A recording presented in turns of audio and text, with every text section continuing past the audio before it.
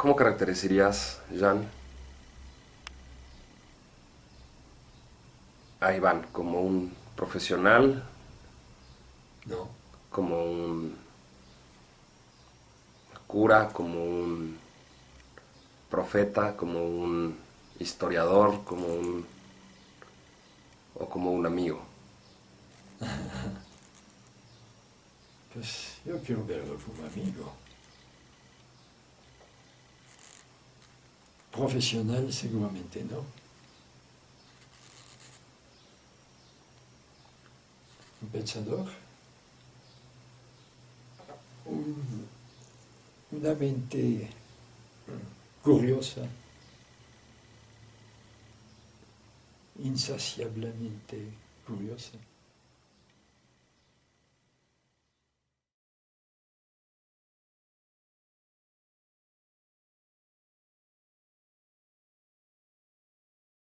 Pues lo conocí a principios de los años 70, cuando animaba, no digo intencionalmente, dirigía, porque no era director oficial, cuando animaba un instituto que se llamaba el CIDOC, significa Centro Intercultural de Documentación, que duró del 68 al 76. 68-76. Bueno, no sé dónde ir a partir de este momento porque los caminos bifurcan. Eventualmente tú lo conociste ahí, empezaron a platicar sobre la mierda y luego terminaron siendo muy cercanos colaboradores y platicando. ¿Cómo era la vida del SIDOC? Es un lugar que no tenía una currícula, que no tenía un programa oficial de estudios, en el que no había propiamente catedráticos, según lo entiendo en el sentido tradicional de un maestro que se siente en su silla y dice su lección, ¿no? ¿Cómo Sí, funcionaba aquel lugar sí. sin Era un lugar. certificaciones? Es curioso que una cosa haya podido existir. Es casi un milagro que haya podido haber un lugar como este. Un lugar donde la gente se reunía para pensar. Pero claro que la gente que venía a Cuernavaca ya tenía una inquietud previa. O sea, hay que remitirnos a los años 70, que son años que son, bueno, tienen dos cualidades que a lo mejor ya no existen, ya no se puede imaginar hoy. La primera cualidad es que la mayor parte de la gente profesional y casi todos los que venían eran profesionales, porque había que tener dinero. Entonces la gente que venía era gente generalmente, no siempre, no siempre, no quisiera mentir. SIDOC en un momento dado le iba tan bien que pagaba becas a gente de América del Sur y de África. O sea, había estudiantes becados.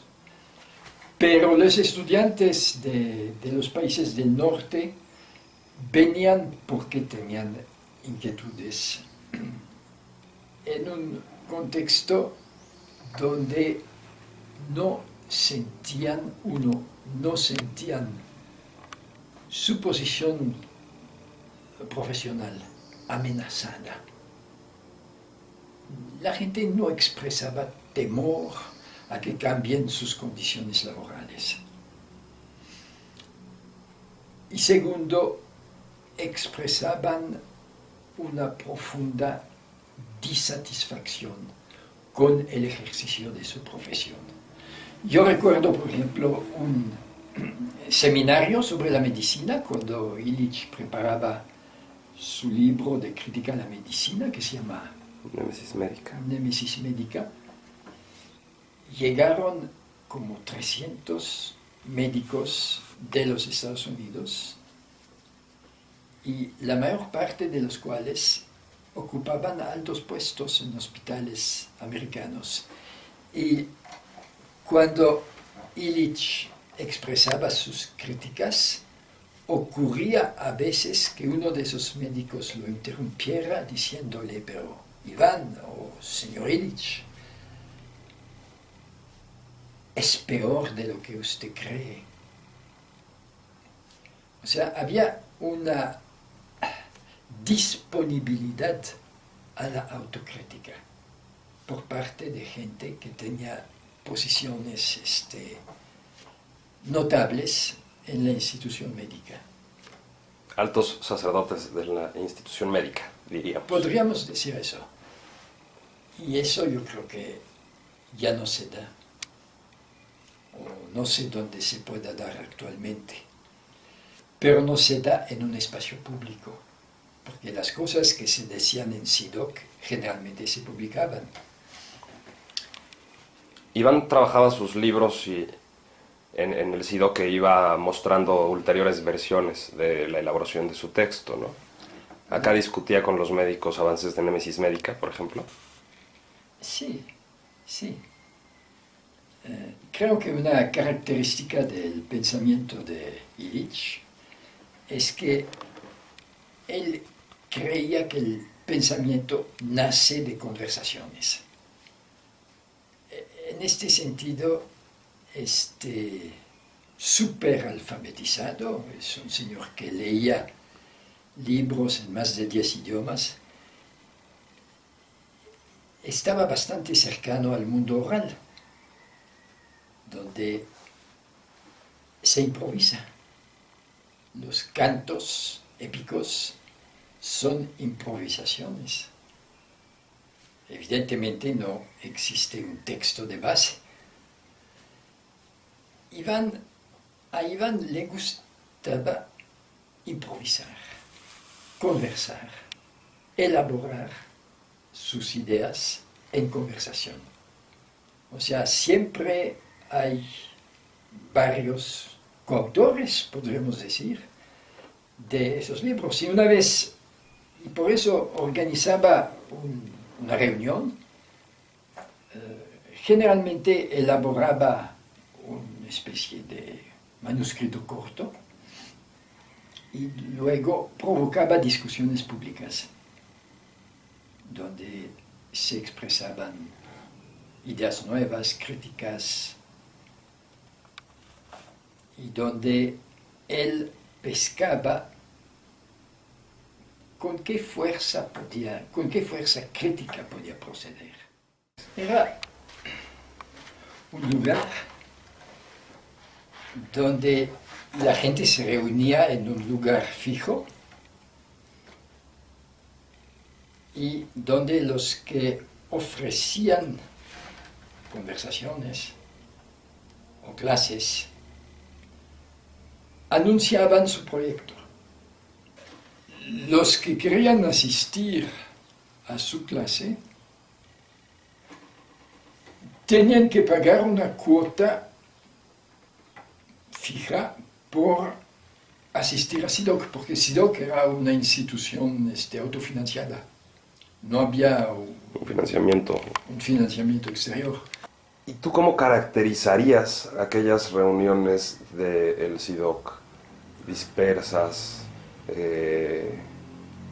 digamos, informales, o eran más bien muy rigurosas y acartonadas con un formato rígido? ¿Quién llevaba la voz cantante? ¿Quién moderaba? ¿Cómo se moderaban? ¿Se moderaban a sí mismos? Mira, cuando estaba Iván daba sus pláticas y tenía naturalmente mucho público, pero muchas veces no estaba él. Entonces, lo que se mantenían eran las clases de los que tenían algo que decir. Que me gustaría, una cosa de las que dice Kaylee, me gustaría preguntártela, es, Iván, se ha dicho de él que es un profeta, se ha dicho que es un maestro, fue un sacerdote, seguro que se podía decir muchas más cosas de él. Dice en la conversación que tiene con Kaylee que su vocación en realidad no es otra que la de la amistad. Y yo veo que en el fondo del SIDOC, incluso en el interés de que dejara de existir en un momento dado, porque terminó de cumplir su función, tiene un trasfondo de una red de amigos. Es decir, parece que el SIDOC lo que es la organización más o menos formalizada de lazos de por sí personales, que se Bueno, preservan en el tiempo. Y este es un grupo de trabajo que en el tiempo va desarrollando, elaborando y proponiendo una serie de hipótesis en crítica a la modernidad, con un pensamiento de cuerpo, porque el pensamiento de Jean Robert sería difícil entenderlo si no estuviera al lado el de Iván, y de pronto yo creo que tú le das una materialidad muy particular a algunas de las ideas del propio Iván. Hay unos sí, vasos comunicantes cuyo sí, sí, trasfondo sí. es la amistad. No, es más, es más que esto, es la convicción que el pensamiento nace de la amistad. O sea, Illich tenía un proyecto subversivo frente a la universidad que consistía en hacer bascular el centro de gravedad de la universidad, de las aulas, hacia pequeños salones en casas privadas, con una buena cocina para hacer espagueti, con algunos vinos y con acceso a una buena biblioteca. Y él predicó con el ejemplo, si se puede decir así, en su estancia en universidades. Según opinión de Agamben, Iván Illich es uno de los mayores teólogos de la modernidad. Según Iván Illich, él no es teólogo, afirmó muy claramente que no quería hablar como teólogo porque no quiero revestirse de la autoridad que en la Iglesia Católica se asocia con el título de teólogo. Entonces, pero Agamben naturalmente sabe eso y él considera que una de sus características más notable como teólogo es que percibe el misterio del mal. El misterio que hace que el mal esté en los altares. Expone una diferencia entre la teología del primer milenio y la teología del segundo milenio. Hay una preocupación del primer milenio que desaparece en el segundo milenio. Es la tensión que existe entre tres personajes. Uno, el hombre del mal, ho anthropos tesanomías en griego. El segundo personaje siendo el Mesías. Y el tercer personaje siendo el catejón, que es una palabra que viene de un verbo que quiere decir frenar, hacer que las cosas no exploten. Entonces es el que hace que las cosas duren, el catejón. Y hay muchas especulaciones antiguas sobre quién o qué era el catejón, y una sospecha era que era el Imperio Romano. San Agustín no podía imaginar el fin del Imperio Romano. San Pablo mismo reivindicaba su título de ciudadano romano. Al tiempo que le llamaba un demonio al imperio. Entonces, eso es lo poco que puedo decir sobre la visión de Agamben sobre Illich como teólogo.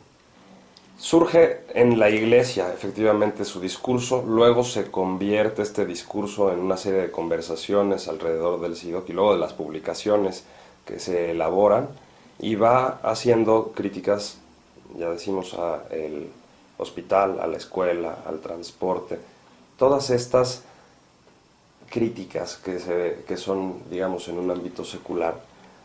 ¿Tú cómo dirías que pueden ser iluminadas desde la conversación que sostiene con David Cayley, que está recogida en Los ríos al norte del futuro? Sí. Son conversaciones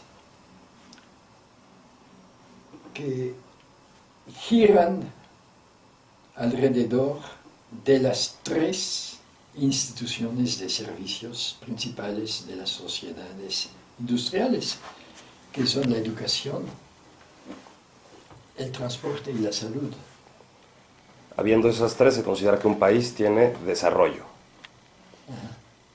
Eso es. No habiéndolas, se supone que es un país que está en vías de desarrollo o de plano no está desarrollado. Eso es.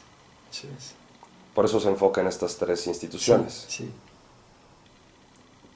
Y esa crítica que hace al desarrollo, ¿de dónde viene?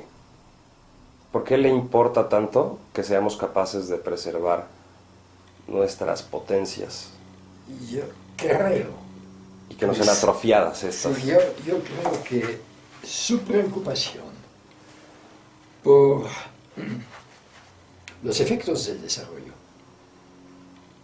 se arraiga en el hecho que fue animador de un centro de formación de gente que iba a dedicar algunos meses de su vida a hacer el bien en los países de América del Sur. Tú conoces el proyecto CIF, C-I-F, Centro Intercultural de Formación. Se fundó en 1961 y la primera vez que Illich me habló de eso, el CIF ya había dejado de existir, me dijo que había una llave abierta ahí que podía destruir todos los terrenos y que importaba cerrar esa llave. Así me lo dijo metafóricamente. Que esa llave abierta era el proyecto de misión de los voluntarios papales para América Latina. En este libro hay un artículo sobre ese evento, sobre este proyecto, y que convenía moderar este esfuerzo. Él explica que no estaba opuesto al proyecto de misión en sí, sino que estaba opuesto a la concepción de la misión como desarrollo. O sea, básicamente, él tenía la intuición que esos misioneros consideraban el campo latinoamericano como un vacío pastoral que había que llenar con su presencia y su español un poco rugoso, y que no había lugar en su sensibilidad para reconocer las expresiones de la fe de la gente local. Cierra en 1976 En esa época, las ventas de los libros de Iván habían bajado. En parte a raíz de la presentación del tema del género vernáculo en la Universidad de Berkeley. No lo recibieron con mucho agrado las feministas allá. No. Fue muy polémico su Bueno, género pero, vernáculo. espera, sí, estamos hablando de una ruptura que hay que situar. 1976 es el cierre de SIDOC. Pero eso no significa un nuevo proyecto, o inmediatamente un nuevo proyecto por parte de Iván. Hay toda una maduración de lo que va a hacer, Trabajar. lo que va, con qué se va a comprometer. Y en 1982 se compromete en dar 8 sesiones de seminario sobre el género vernáculo en Berkeley. Él ocupa una posición muy codiciada y cae en un mundo donde las profesoras feministas tienen mucho poder y asisten a su seminario una vez a la semana. No me acuerdo qué día, yo creo que el viernes, pero no estoy seguro. Iván habla del género. Y habla del género en una perspectiva que no es feminista. Quiero decir que no es ideológica. Y las feministas tratan de obligarlo a entrar en su terreno. Y en realidad el desacuerdo entre Illich y, por ejemplo, la señora Hochschild, que es una profesora creo que de sociología, que todavía da clases en Berkeley, yo creo que en el fondo el desacuerdo es sobre la visión de la modernidad. No sobre el género. El género, de todos modos,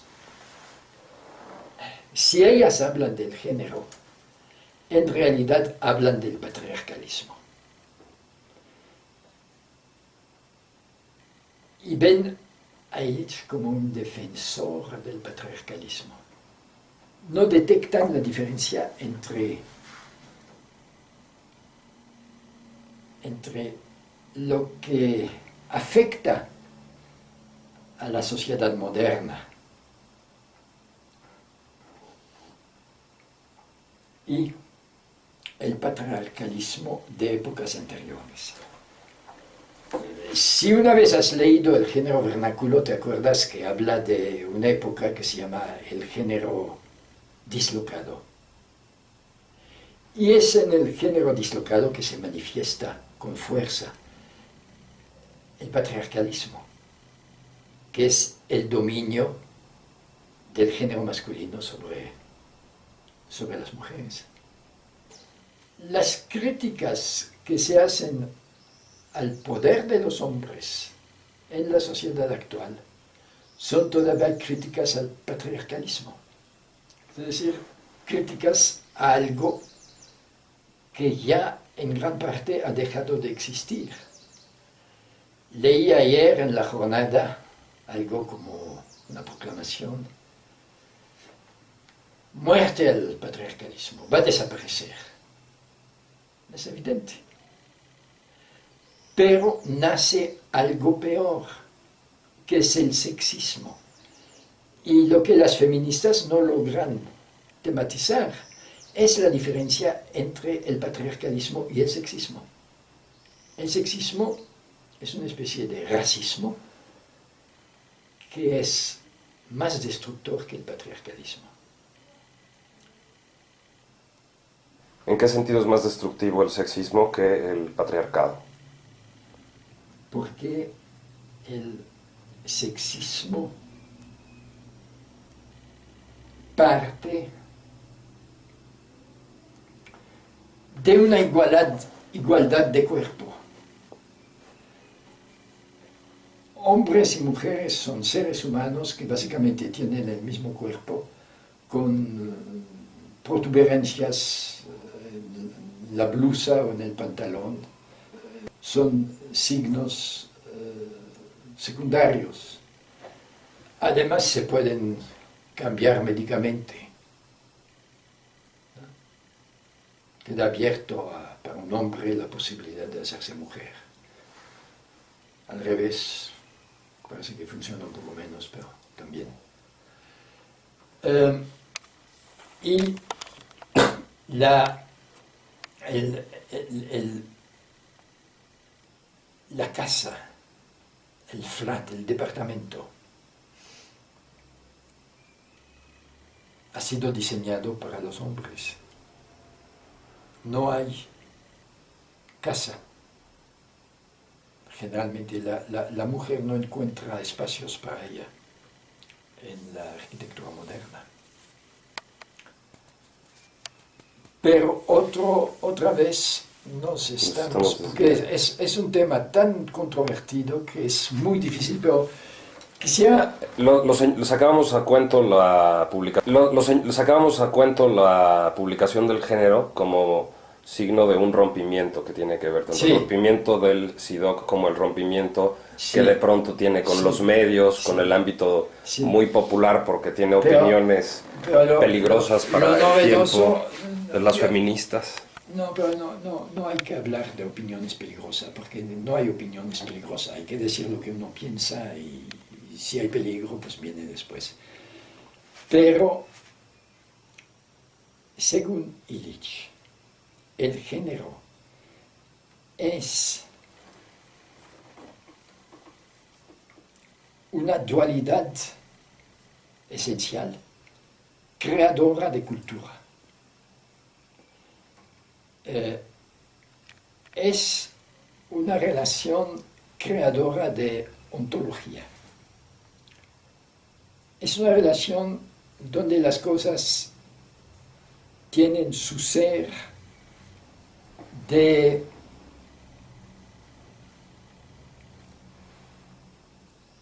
otro que les hace frente o que está situado a gran distancia. Por ejemplo,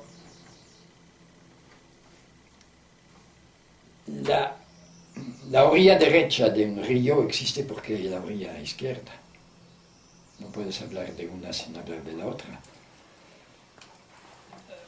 Un ejemplo quizás más convincente es que nadie puede ser madre sin que haya un hijo. Es el hijo que hace que la madre sea madre y viceversa. Y este tipo de relación que Iván en un momento dado definirá con la palabra proporcionalidad. Este tipo de diferencia es creadora del ser de las cosas. Es ontológicamente creativa, para decirlo así. No hay, antes del siglo XVI, digamos, o XV, no hay prácticamente realidades que nazcan de sí mismo.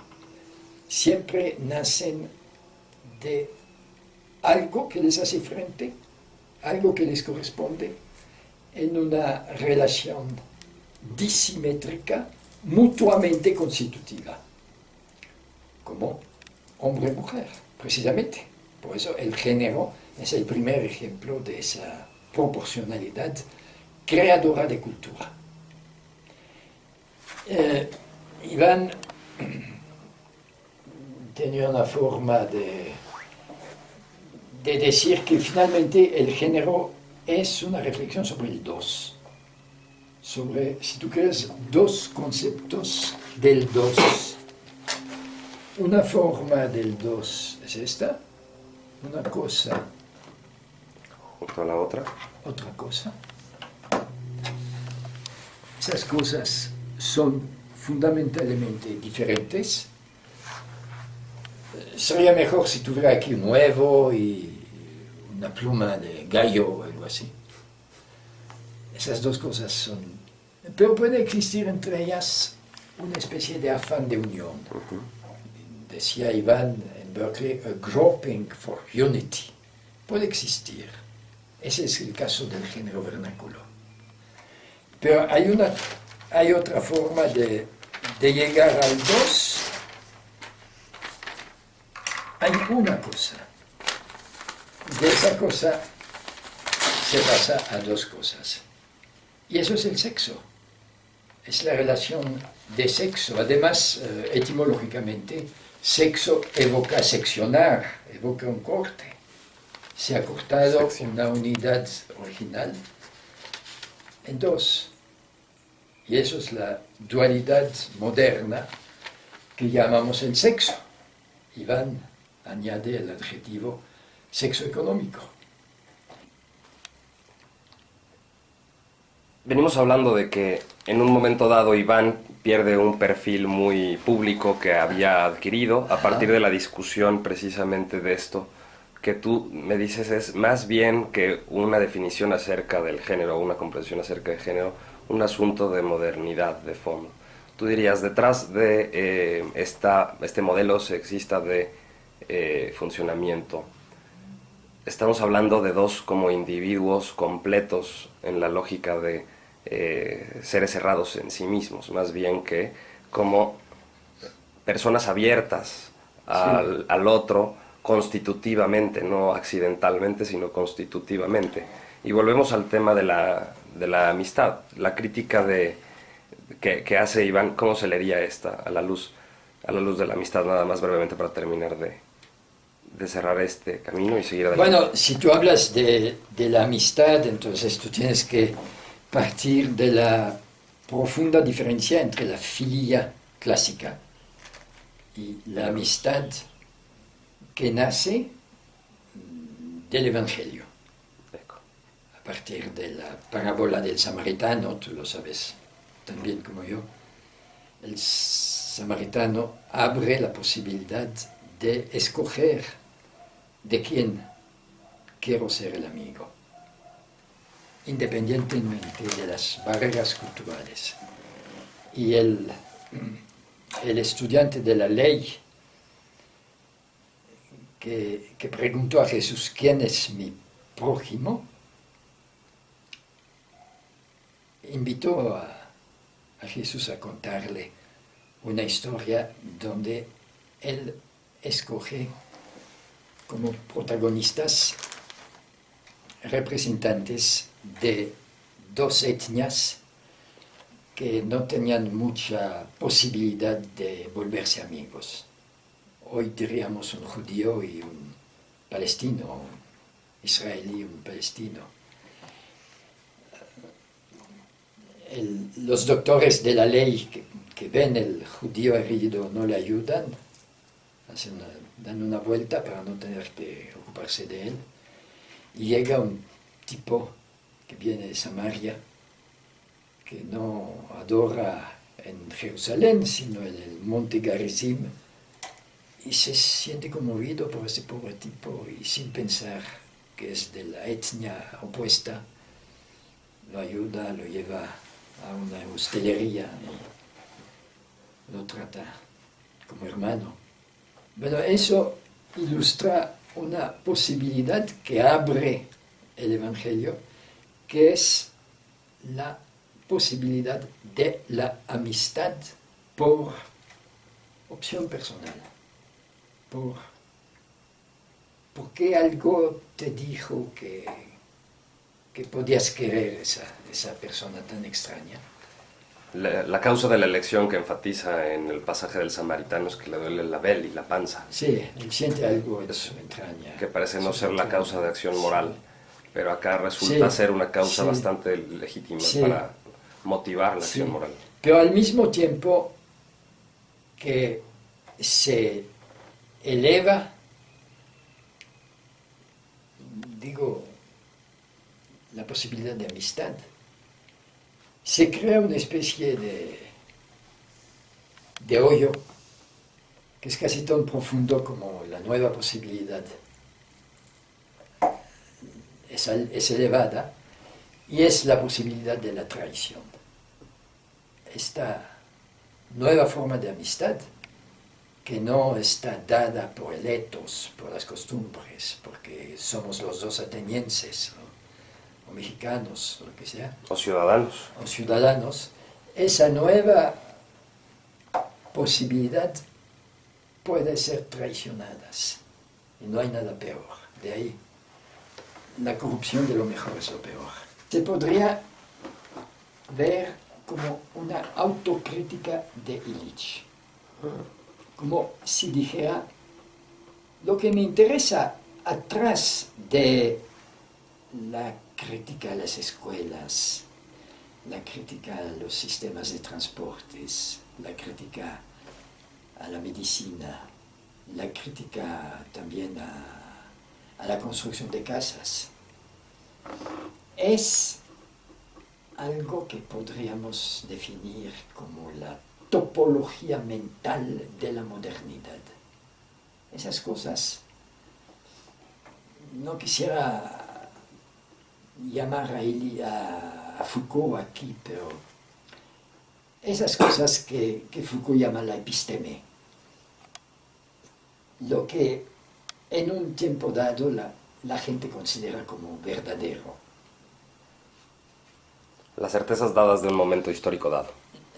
Podemos decir eso. Entonces, también podemos decir que Illich inicia una especie de arqueología de las... Él habla mucho de certainties, certidumbres que nadie cuestiona. Sí, necesitas un job, así se gana uno la vida.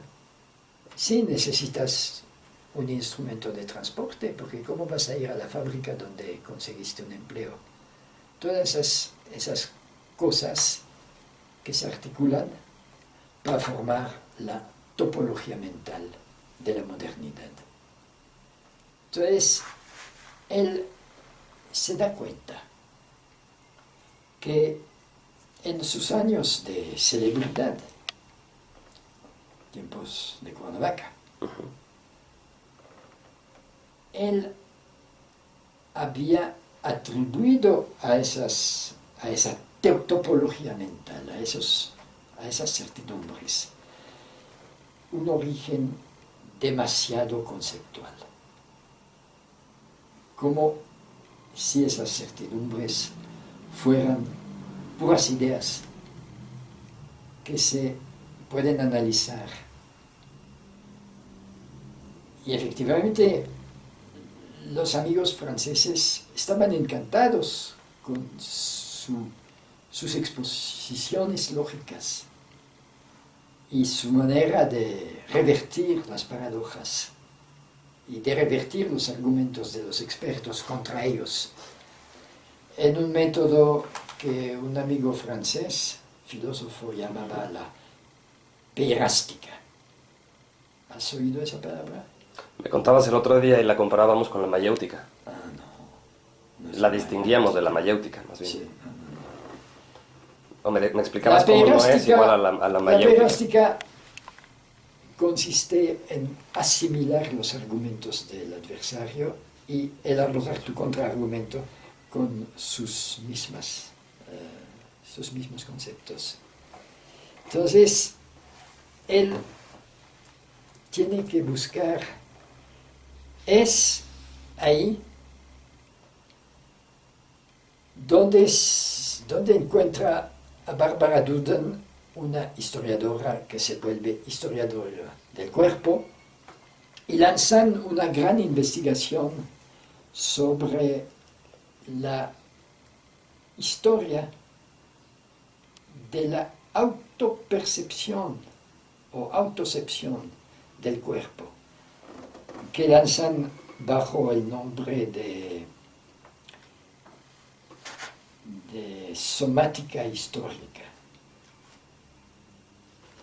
Deciden no usar la palabra corpus o los derivados franceses o alemán, porque se dan cuenta que el concepto de corpus tiene algo de imperial.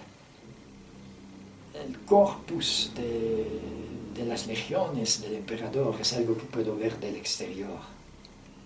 El soma empieza así, el soma es guts. Las entrañas. Las entrañas, es la idea que evoca más el soma y que no evoca la palabra corpus. O sea, el soma parte desde adentro.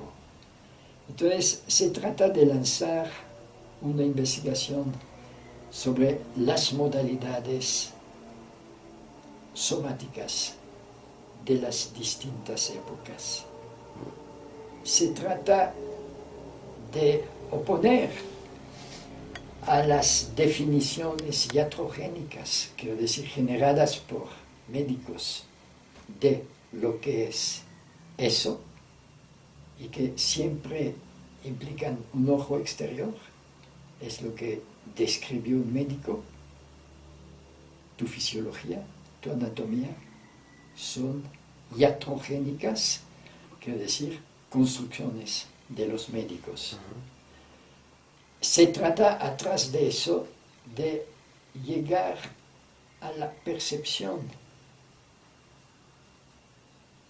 de la carne por sí misma a través de la historia.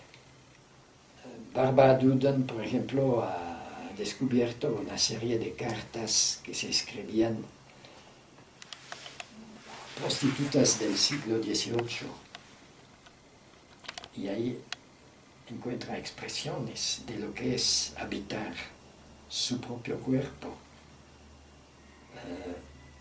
Y él piensa que hay una metáfora que usan los dos, es que los usos con H, donde se hila el cordón de las percepciones, está enterrado en capas más profundas de la historia que los telares sobre los cuales se tejen los teoremas sociales.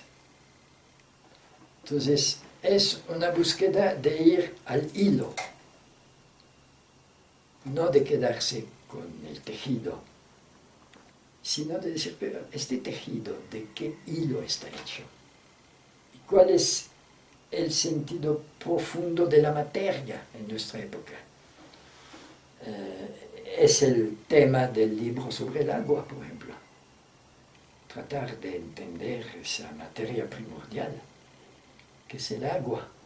Entonces, es la orientación que toman sus investigaciones a partir de los años 80. Hay dos temas acá. Uno es, al final, en este proyecto, en este calibrar su proyecto hacia una reflexión de los sentidos, ¿tú cómo leerías su comprensión de la encarnación en relación con esta posibilidad de la amistad, en relación con afinar los sentidos para descubrir lo que realmente es valioso? Es difícil, porque es demasiado fácil dar una respuesta apocalíptica a tu pregunta, porque finalmente somos históricamente los herederos de la fe en la encarnación del Verbo, en griego, en sarcosis, lomo.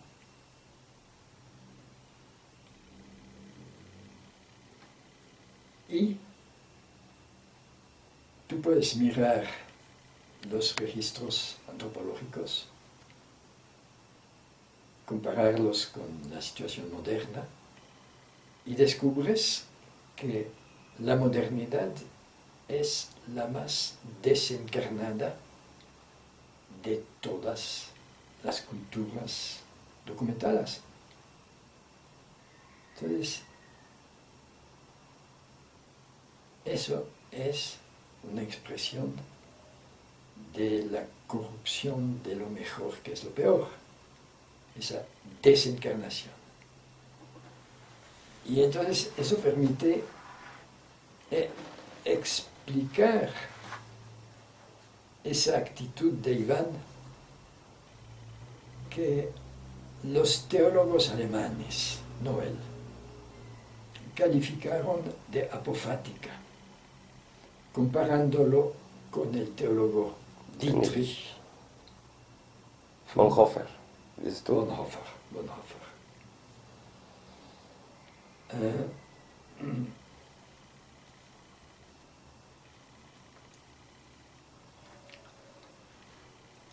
¿Por qué un creyente se interesa tanto por la carne, el cuerpo, la percepción, la somática histórica?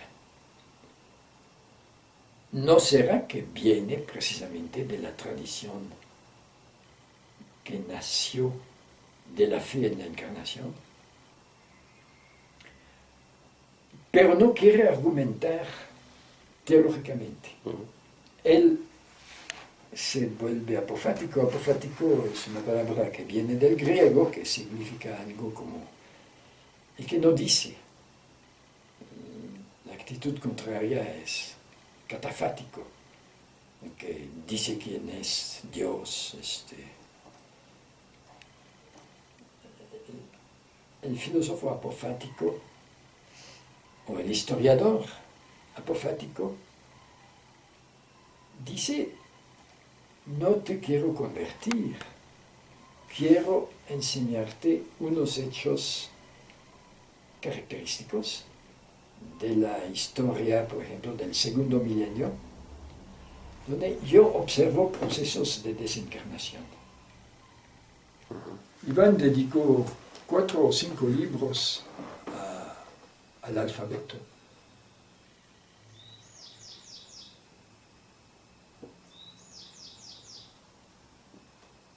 Su interés en el alfabeto viene por la capacidad de reducir a vocales y sílabas cualesquiera idiomas y consignarlos por escrito.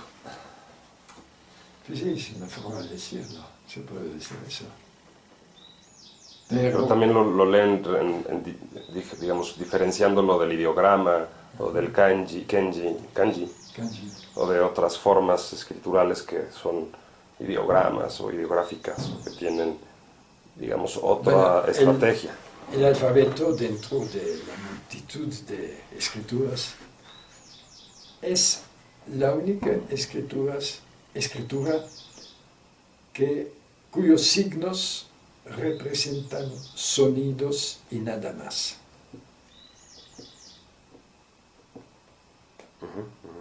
El alfabeto es una de esas cosas que antes de su invento es imposible imaginar. Y una cosa de la cual después de su invento no se puede pensar sin ella la no realidad. se puede pensar sin ella. Es eso. Y este segundo movimiento tapa todas las ventanas por las que podríamos distinguir algo más allá de la cultura alfabética. Nos encierra en el alfabeto como en un mundo autónomo. Así que cuando queremos interpretar la cultura oral, inventamos conceptos alfabéticos, como el concepto de literatura oral, o el concepto de memorias. En la cultura oral no hay memorias. hay capacidad de recordar. Podríamos decir en inglés, hay remembering, remembrar, podríamos decir. Entonces, él distingue toda una serie de conceptos alfabéticos aplicados falsamente a la cultura oral, o al contrario, conceptos que son de la cultura oral. Y naturalmente, que es un maestro en eso, es Milman Parry. Tú te estás inquietando porque se te está acabando el... No. Porque Se me durmió una pierna y cambié de pierna. Bueno, entonces ahí esas investigaciones sobre el alfabeto pues merecerían tener continuidad, tener continuación. Van a considerar que es necesario restablecer una ética de la óptica, una ética óptica, y da pistas. ¿En qué dirección? Por ejemplo, los estudios de Levinas. La mirada y el reconocimiento del rostro del otro, Sí. la distinción yo-tú sobre objeto. Sí. Eso es una educación en la mirada que conduce a la convivencialidad de regreso, al horizonte de la convivencialidad, que intenta Pues reconstruir mira, la convivencialidad, yo el horizonte de... Yo estuve un italiano varios días aquí que quiere hacer un doctorado en Puebla y siempre me hacía la misma pregunta, pero no encuentro... Illich se ha considerado como el creador de la noción de convivencialidad, pero que yo sepa no habla mucho de convivencialidad. No, yo creo que no, o sea, no hay Es una cosa otro que lo trate salvo él, ¿no? Sus lectores retoman, pero yo no creo que Illich le daba tanta importancia. Yo creo que los lectores lo que vemos en la convivencialidad es el horizonte, tal vez todavía medio imaginar, de cómo podría ser una alternativa política. Y tal vez por eso, o sea que nos interesa tanto la convivencialidad. Tal vez más que a Illich, ¿será? ¿Más que a Illich, será? Creo que sí. Porque Illich usó la palabra convivencialidad, sobre todo para definir una característica de la herramienta. Ajá. Se transformó en una especie de ideal social. Ajá. Porque no sería propiamente un socialismo, digamos, o al menos es muy vago lo que sea que se diga cuando se dice una cosa como socialismo el día de hoy, ¿no? Sí. Para proponer un horizonte comunitario, digamos. Sí. No sé. Illich no pensaba en estos términos como un dispositivo de acción política, el concepto de convivencialidad. En Francia nació un partido convivencial, pero no contaba Illich entre sus miembros.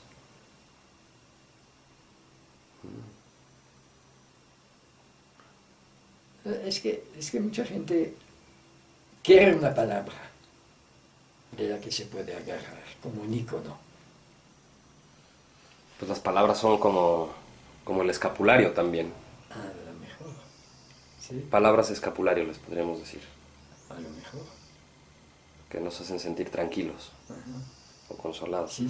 Porque apuntan algo, finalmente sí apuntan algo. Lo que nos está señalando la convivencialidad es la posibilidad de una vida que yo nada más le escucho o le leo en términos de una nostalgia a Iván, como en esta carta que le escribe un amigo, donde le dice: tú y yo nacimos somos la última generación que nació en el mundo cuando todavía había mundo, en el mundo, ¿no? Ahora hay otras cosas que ya no son en el mundo, la experiencia del mundo.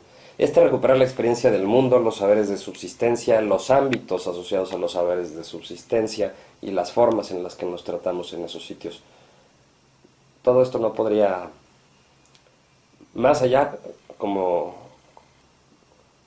es el caso ahora, del pensamiento de Illich elaborarse.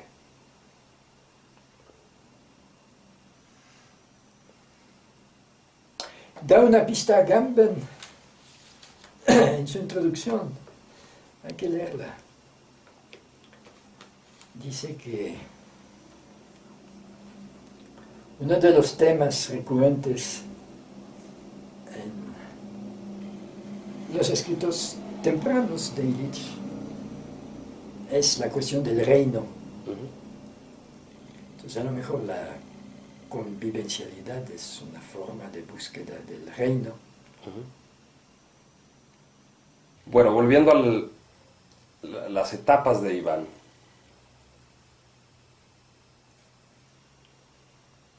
¿Cuál es el último proyecto de Iván? Los sentidos, la búsqueda de la encarnación. ¿Será un proyecto de qué naturaleza dirías tú? Difícil.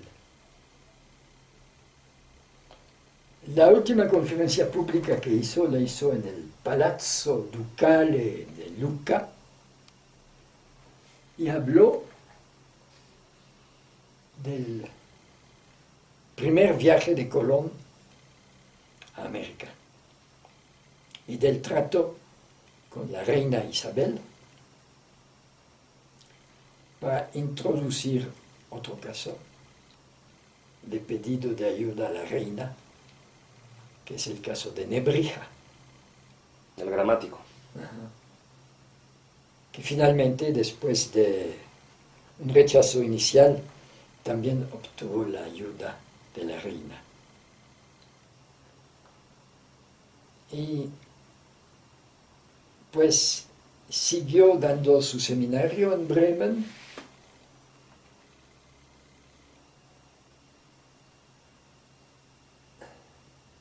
Es muy difícil definir el tema. Está empezando a vislumbrar lo que luego otros ya más adelante han elaborado como la era de los sistemas.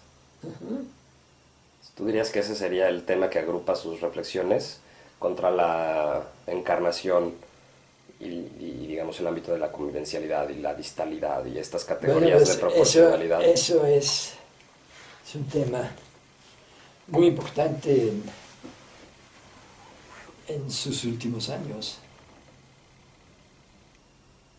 Es una hipótesis histórica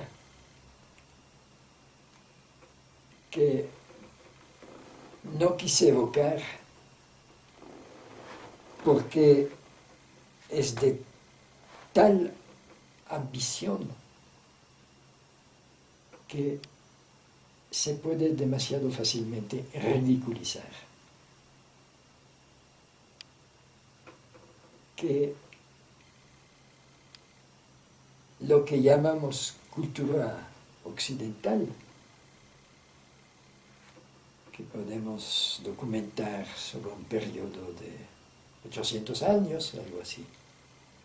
Bueno, naturalmente se puede hablar de una cultura occidental en la antigüedad, pero es absurdo, el término no tiene existencia.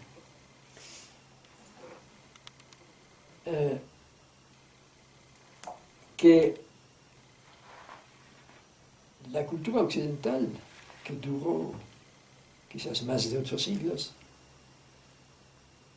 se acabó, perdió su resorte.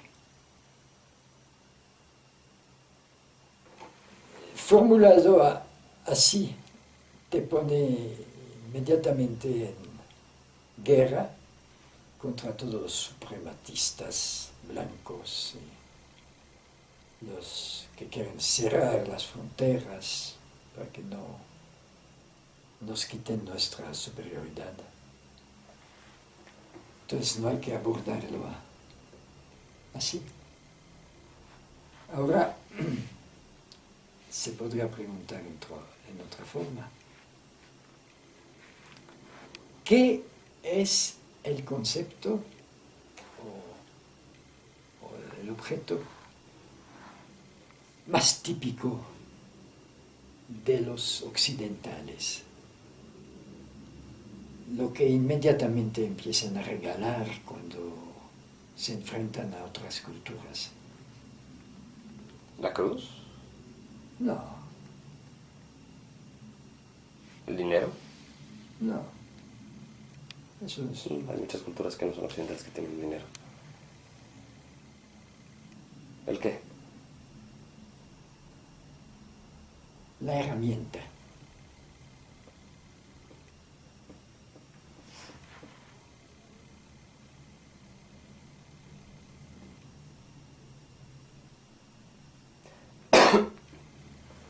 A ver, habría quien alegara que la occidentalización del mundo, siguiendo lo que dices, del mundo quiero decir de otras culturas no occidentales, viene dada por la tecnificación, por la construcción de carreteras, por la erección de escuelas, en donde se enseñan a usar computadoras. Pero tú dices que está agotado el occidente. Más bien parece que está agotado por extenuación, ¿Por? porque todo es lo mismo. Ha homogenizado a la China con la India, con Arabia, con Europa. Sí. Entonces, la cultura de Occidente es la que promovió la tecnología en el mundo, el desarrollo. Eso era la ambición de los misioneros de los años 60, del Peace Corps, por ejemplo. Ahora, Jacques Ellul habla de técnica.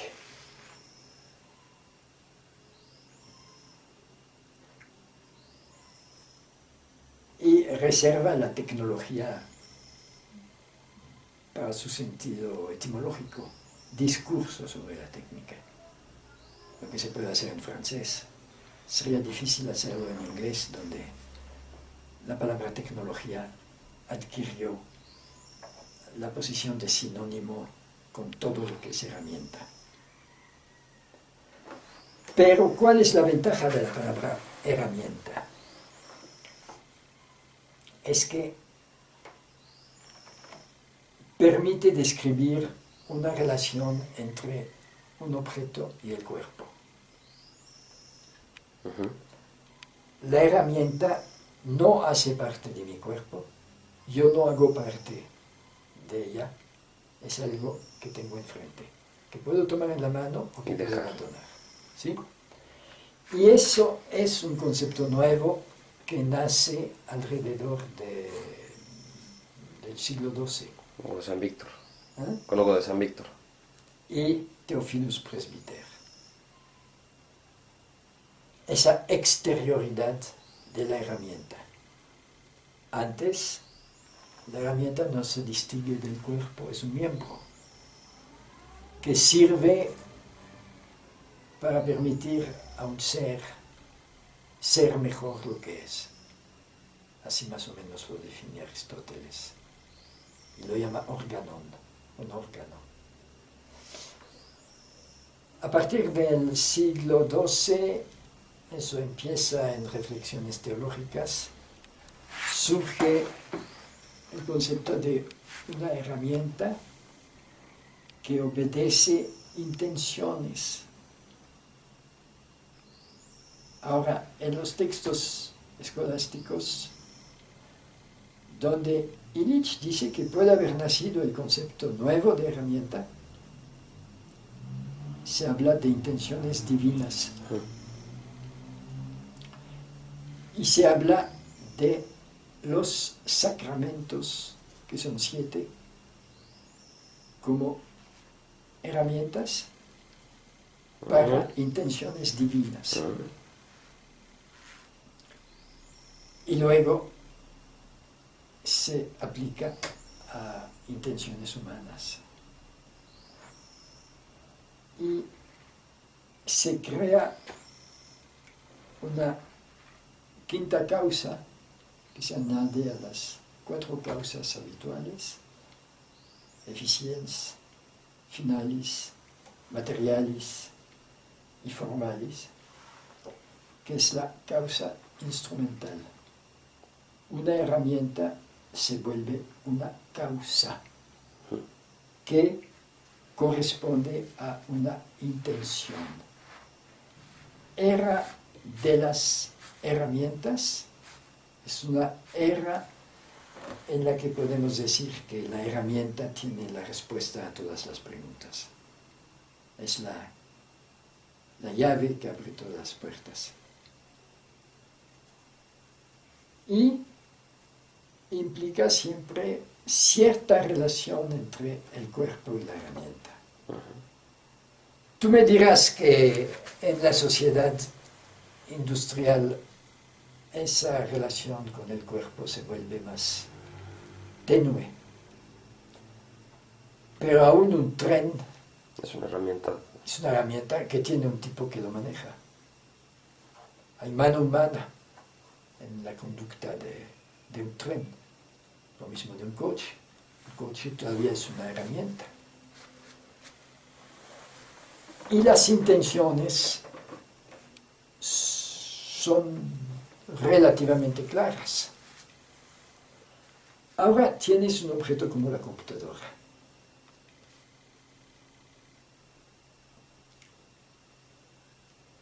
¿Qué intenciones hay atrás de la pantalla de tu computadora? ¿Tú las manejas todas? La gran mayoría no. ¿Eh? La gran mayoría no. La computadora te espía. Tú no sabes lo que te hace. ¿Sí? Entonces hay una confusión de las intenciones y la computadora te absorbe. Si quieres funcionar con la computadora, tienes que volverte subsistema de ella. Solamente así puedes funcionar.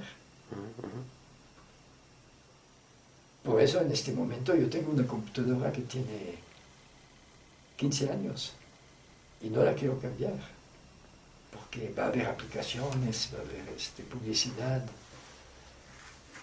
distracciones, con intenciones que no son mías. Yo quisiera seguir usando mi computadora como una especie de máquina de escribir perfeccionada. Estoy contento con eso, no la quiero cambiar. Pero ya me suprimieron el acceso a Internet. Porque con computadoras de más de 15 años ya no tienes acceso a Internet. Voy a tener que comprar una computadora para consultar Internet. Pero voy a seguir escribiendo sobre la que tengo ahora. Entonces, estamos en una época donde, por un lado, tenemos una exasperación de los proyectos industriales y al mismo tiempo una pérdida de claridad de la relación entre la herramienta. O sea, tenemos ahí síntomas del fin de una época. Hay un horizonte de búsqueda que además en la escuela de Cuernavaca ha entroncado con la espiritualidad de Lanza del Basto y de Gandhi.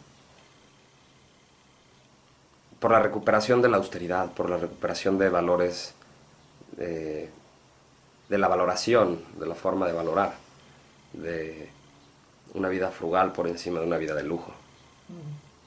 Y finalmente ahí hay un statement, hay un presupuesto antropológico a saber que somos más hechos para estar con los otros que para tener dinero. Pero hemos planteado un horizonte político en el que de lo que se trata es de tener dinero, no de estar juntos. Ahí ubicarías tu comprensión de la convivencialidad, que vendría de convivir. ¿Sí? ¿Sabes cómo se dice en alemán? Convivencialidad. Mitmenschlichkeit. Menschlich es humano. Mit es con.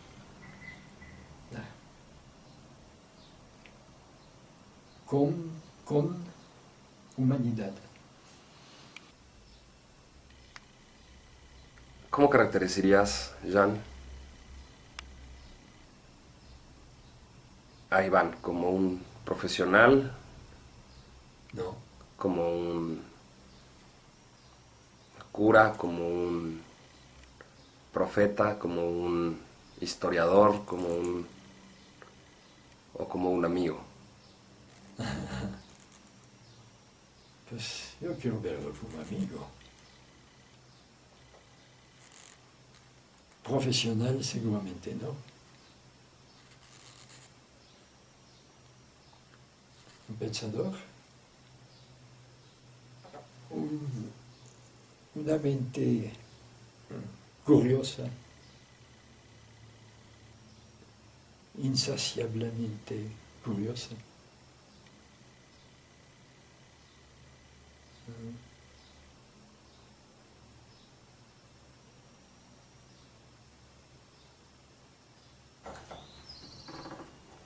Ganaba bien como profesor, pero era muy generoso. Siempre invitaba a mucha gente. Hace como 20 años, los decepcionados de la modernidad inventaron la postmodernidad.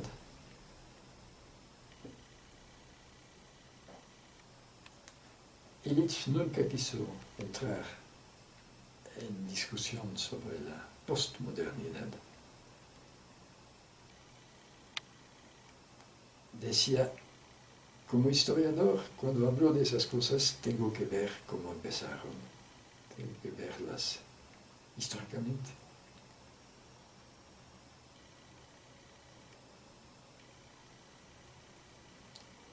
Entonces, su forma de ver las cosas históricamente es, en un momento dado, en esas entrevistas con Kelly, indisociable de la expresión de su fe en la encarnación.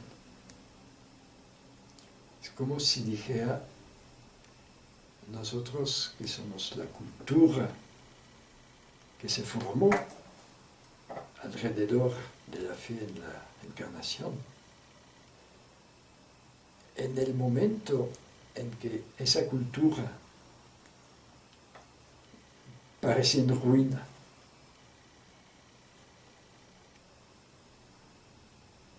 yo vuelvo, parece decir Illich, a la expresión de mi fe en la encarnación, que había dejado a un lado antes porque había adoptado esa actitud apofática.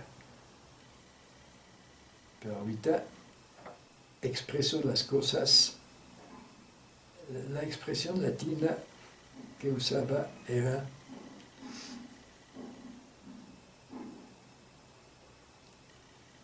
sub lumen quo, bajo la luz que. Entonces, él no predica, pero presenta abiertamente su concepto de la historia a la luz de su fe en la encarnación. Y lo que ve lo espanta. ¿No? Hay